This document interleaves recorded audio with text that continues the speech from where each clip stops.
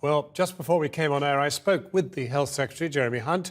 I asked him whether he now accepted that Saturday was not a normal working day for junior doctors. Well, the contract that we have now agreed actually does say that doctors will work a certain number of weekends every year at normal pay rates, and that was the big change that we needed. The reason you that we them had to work all weekends at the normal pay rate. Well, all weekends that they ever did work would have to be at the normal rate. No, that's not correct. The contract that we were going to impose if we'd not reached agreement today would have said that there would be additional pay for anyone who worked one weekend a month or one Saturday a month or more. But for anyone who worked less than that, it would be at standard pay. And broadly, what's been agreed today is the same package.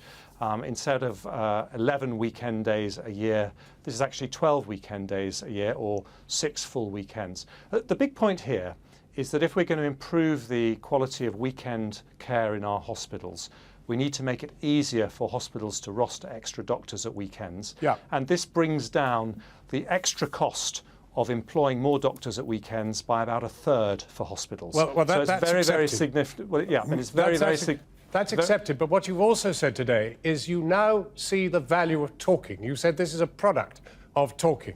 And talking is what you refused to do when you said you were going to impose this contract. And now it's a contract you're not going to impose.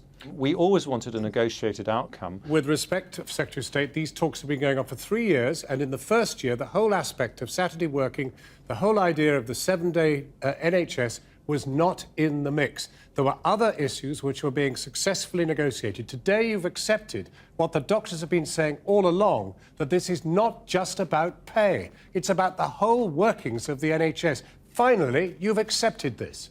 Well, I fully accept that the bugbears and frustrations of many junior doctors are about more than just their contract.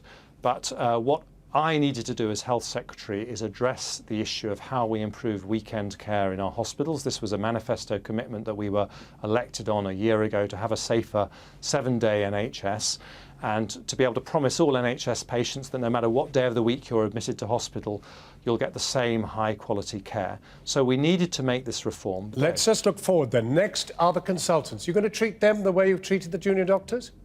Well, I think the lesson of what's happened is that discussion and dialogue is the best way to resolve these problems. We've had a lot of difficulty in having that discussion and dialogue, but when we finally were able to have it, we got, Gosh, I think, what a painful discovery. It's taken you threats of strikes, actual strikes, it's taken total disruption of the NHS, and you say you've now discovered that talking is a good idea. Well, with great respect, John, you're suggesting that the reason that we didn't have a negotiated outcome was because of decisions that I took, and that's fundamentally not the case. We had, when I announced that we needed to make these reforms last July, the BMA refused to negotiate at all. They went straight to a ballot for industrial action. They called industrial action before even being prepared to sit and talk to the government. Given the toxicity of this whole situation and much of it swirling around you personally, are you considering your position tonight?